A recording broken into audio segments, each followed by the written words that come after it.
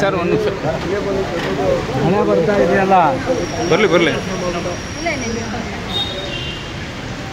Doctor Rajkumar ಅವ್ರಿಗೆ, doctor Rajkumar ಅವ್ರಿಗೆ, Karnataka Ratna doctor Rajkumar ಅವ್ರಿಗೆ, ದೊಡ್ಡ ಮನೆಗೆ ಡಾಕ್ಟರ್ ರಾಜ್ಕುಮಾರ್ ಅವ್ರಿಗೆ, ಅಖಿಲ ಕರ್ನಾಟಕ ರಾಜವಂಶಕ್ಕೆ, ಅಖಿಲ ಕರ್ನಾಟಕ ರಾಜವಂಶಕ್ಕೆ ಬಂಧಿಸಿ ಕಿಡಿಗೇಡಿಗಳಲ್ಲಿ ಬಂಧಿಸಿ.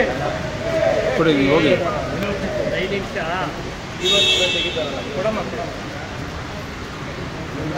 ಇವತ್ತು ಎಲ್ಲ ಅಣ್ಣವರ ಅಭಿಮಾನಿಗಳು ಎಲ್ಲ ಸಂಘಟನೆಯಿಂದ ನಮ್ಮ ಪ್ರಮುಖ ಅಧ್ಯಕ್ಷರು ಸಾರಾ ಗೋವಿಂದ್ ಅವ್ರನ್ನ ಮತ್ತು ಚಲನಚಿತ್ರ ವಾಣಿಜ್ಯ ಮಂಡಳಿ ಅಧ್ಯಕ್ಷರನ್ನ ಭೇಟಿ ಮಾಡೋಕ್ಕೆ ಬಂದಿದ್ದೀವಿ. ಏನು ಉದ್ದೇಶ ಇಷ್ಟೇ ಅಂದರೆ, ಒಬ್ಬ ಕಿಡಿಗೇಡಿ ಸಾಮಾಜಿಕ ಜಾಲತಾಣದಲ್ಲಿ ಅಣ್ಣವ್ರ ವಿಚಾರವಾಗಿ ಮತ್ತು ಅಣ್ಣವರ ಕುಟುಂಬದ ವಿಚಾರವಾಗಿ ಅವಹೇಳನಕಾರಿಯಾಗಿ ಮಾತಾಡ್ತಾ ಇದ್ದಾರೆ. ಇದು ಪ್ರತಿನಿತ್ಯ ಒಬ್ಬರಲ್ಲ ಒಬ್ಬರು ನಾಯ್ಕೊಡೆಗಳ ಥರ ರಾಜ್ಯದ ಎಲ್ಲ ಕಡೆಯಿಂದ ಹಬ್ಬುತ್ತಾ ಇದೆ. ಇದಕ್ಕೆ ಕಡಿವಾಣ ಹಾಕ್ಬೇಕಂತ ನಾವೆಲ್ಲ ಸಂಘಟನೆಯವರು, ಅಣ್ಣವರ ಅಭಿಮಾನಿಗಳು ನಮ್ಮ ಅಧ್ಯಕ್ಷರಿಗೆ ಮತ್ತು ನಮ್ಮ ಗೋವಿಂದಣ್ಣವ್ರಿಗೆ ಮನವಿ ಮಾಡೋಕ್ಕೆ ಬಂದಿದ್ದೀವಿ. ಈ ನಮ್ಮ ಮನವಿಯ ಉದ್ದೇಶ ಏನಂದರೆ, ಈ ಕೂಡಲೇ ಆ ಕಿಡಿಗೇಡಿಯನ್ನು ಬಂಧಿಸೋದಕ್ಕೆ ವಾಣಿಜ್ಯ ಮಂಡಳಿ ಅಧ್ಯಕ್ಷರು ಒತ್ತಾಯ ಹಾಕಬೇಕು ಪೊಲೀಸ್ ಕಮಿಷನರ್ ಅವ್ರ ಮೇಲೆ. ಆ ಒತ್ತಾಯ ಹಾಕಿದ ಮೇಲೆ ಆ ಕಿಡಿಗೇಡಿಯನ್ನು ಬಂಧಿಸಿ, ಗೂಂಡಾ ಕಾಯ್ದೆ ಅಡಿ ಬಂಧಿಸಿ ಅದನ್ನು ಕರ್ನಾಟಕದಿಂದ ಗಡೀಪಾರು ಮಾಡಬೇಕು. ನಮ್ಮದು ಒಂದು ಉದ್ದೇಶ. ಎರಡನೇ ಉದ್ದೇಶ, ಡಾಕ್ಟರ್ ರಾಜ್ಕುಮಾರ್ ಅವ್ರಿಗೆ ಚಾಮರಾಜನಗರದಲ್ಲಿ 5 ಎಕರೆನಲ್ಲಿ ಒಂದು ಸ್ಮಾರಕ ನಿರ್ಮಾಣ ಮಾಡಬೇಕು. ನಮ್ಮದು ಒಂದು ದೊಡ್ಡ ಮನವಿ ಇದೆ. ಅಣ್ಣವರು ಈ ನಾಡಿನ ಭಾರತದ ಸಾಂಸ್ಕೃತಿಕ ರಾಯಭಾರಿ. ಅವರಿಗೆ ದಾದಾ ಸಾಹೇಬ್ ಫಾಲ್ಕೆ ಪ್ರಶಸ್ತಿ ಕೂಡ ಬಂದಿದೆ. ಅಣ್ಣವ್ರಿಗಾದಂಥ ಅನ್ಯಾಯ ಬೇರೆ ಯಾವ ನಟರಿಗೂ ಆಗಿಲ್ಲ. 205 ಸಿನಿಮಾ ಮಾಡಿದ್ರು ಸಹ ಅಣ್ಣವ್ರ ಅಭಿನಯಕ್ಕಾಗಿ ಒಂದೇ ಒಂದು ರಾಷ್ಟ್ರ ಪ್ರಶಸ್ತಿ ಬಂದಿಲ್ಲ. ನಾವು ಯಾರೂ ಹೊಟ್ಟೆ ಕಿಡಿಸ್ಪಟ್ಟಿಲ್ಲ. ಆದರೂ ಸಹ ಮೊನ್ನೆ ಬಂದ ನಟರಿಗೆ ನನಗೆ ಅದು ಬೇಕು ಇದು ಬೇಕಂತ ಕೇಳೋಂಥ ಅಭಿಮಾನಿಗಳು ನಾವಲ್ಲ. ಇತ್ತೀಚಿನ ಬೆಳವಣಿಗೆ ನೋಡಿ ನಾವು ಸಹ ಒತ್ತಾಯ ಮಾಡ್ತಾ ಇದ್ದೀವಿ. ಚಾಮರಾಜನಗರದಲ್ಲೂ ನಮಗೂ ಡಾಕ್ಟರ್ ರಾಜ್ಕುಮಾರ್ ಅವರ ಸ್ಮಾರಕ ನಿರ್ಮಾಣ ಆಗಬೇಕು.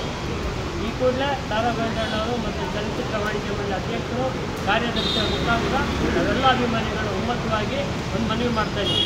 ಈ 2 ಬೇಡಿಕೆಯನ್ನು ದಯಮಾಡಿ ಈಡೇರಿಸ್ಕೊಟ್ರೆ ವಾಣಿಜ್ಯ ಮಂಡಳಿಗೆ ಡಾಕ್ಟರ್ ರಾಜ್ಕುಮಾರ್ ಅಭಿಮಾನಿಗಳು ಚಿರುವಾಗಿರ್ತಾರೆ, ಚಿರುಗುಳಿಯಾಗಿರ್ತೀವಿ. ಜೈ ಡಾಕ್ಟರ್ ರಾಜ್ಕುಮಾರ್.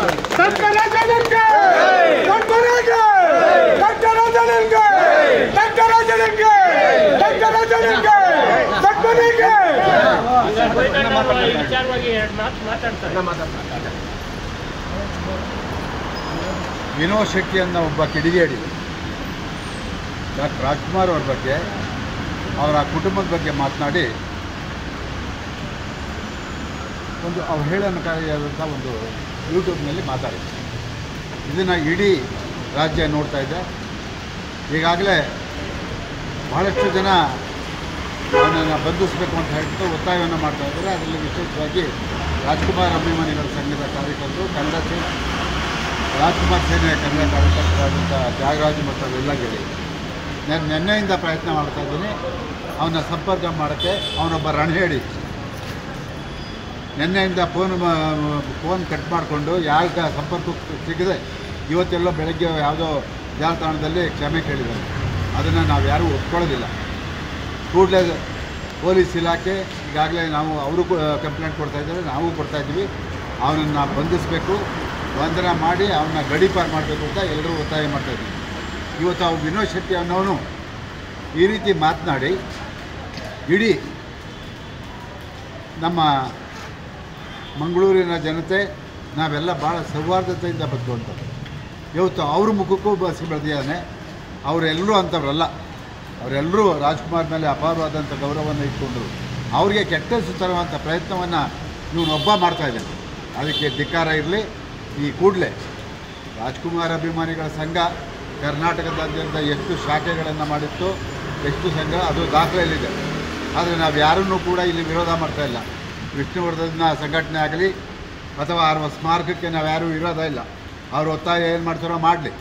ಈಗಾಗಲೇ ಭಾರತೀಯವರು ನನಗೆ ಮೈಸೂರಲ್ಲೇ ಆಗಬೇಕು ಅಂತ ಹೇಳ್ಬಿಟ್ಟು ಅವರು ನಾನು ಅಧ್ಯಕ್ಷನಾಗಿದ್ದಾಗ ಪತ್ರ ಬರೆದಿದ್ದು. ಆ ಪತ್ರವನ್ನು ನಾನು ಈಗಾಗಲೇ ಮಾಧ್ಯಮದಲ್ಲಿ ತೋರಿಸಿದ್ದೀನಿ. ಹಾಗಾಗಿ ಇವತ್ತು ಅವರು ಏನು ನ್ಯಾಯವಾಗಿ ಕೇಳ್ತಾ ಇದ್ದಾರೋ ಕೇಳ್ಕೊಳ್ಳಿ, ಅದಕ್ಕೆ ಅವ್ರಿಗೆ ಸೇರಿತ್ತು. ಆದರೆ ರಾಜ್ಕುಮಾರ್ ಕುಟುಂಬದ ವಿಷಯ ಮಾತಾಡೋದಕ್ಕೆ ಇವನಿಗೆ ಏನು ಯೋಗ್ಯತೆ ಇದೆ? ಇವನು ಯಾರು?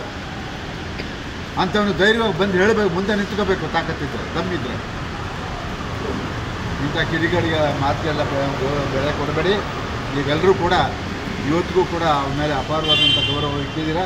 ನಿಮ್ಮ ಏನೇನು ಬೇಡಿಕೆಗಳನ್ನು ಇವತ್ತು ವಾಣಿಜ್ಯ ಮಂಡಳಿ ಮುಂದೆ ಇಟ್ಟಿದ್ದೀರೋ ಅದನ್ನು ಮನೆಯ ಅಧ್ಯಕ್ಷರಾದಂಥ ನಸೀಮ್ರವರು ಅದನ್ನು ಸಂಬಂಧಪಟ್ಟವ್ರಿಗೆ ಗಮನಕ್ಕೆ ತಂದು ಅವರ ಒಂದು ಏನು ಬೇಡಿಕೆ ಇದೆಯೋ ಅದನ್ನು ಈಡೇರಿಸುವಂಥ ಕೆಲಸ ಮಾಡಲಿ.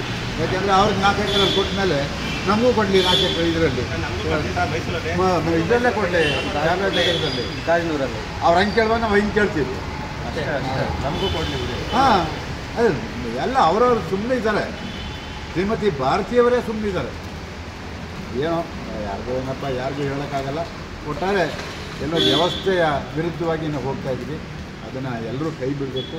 ದಯಮಾಡಿ ಇಂಥ ಮಾತುಗಳನ್ನು ಆಡುವಂಥವರು ಮುಂದಿನ ದಿನಗಳಲ್ಲಿ ಯೋಚನೆ ಮಾಡಲಿ. ಇವತ್ತು ಅವನೊಬ್ಬ ಮಾತಾಡಿರೋದು ಇವತ್ತು ವಿಷ್ಣುವರ್ಧನ್ ಅಭಿಮಾನವೂ ಕೂಡ ಬೇಸರ ಆಗಿದೆ. ಯಾರೂ ಒಪ್ಕೊಳ್ತಾ ಇಲ್ಲ. ನಿಮ್ಮ ಮುಖಾಂತರ ಒಂದು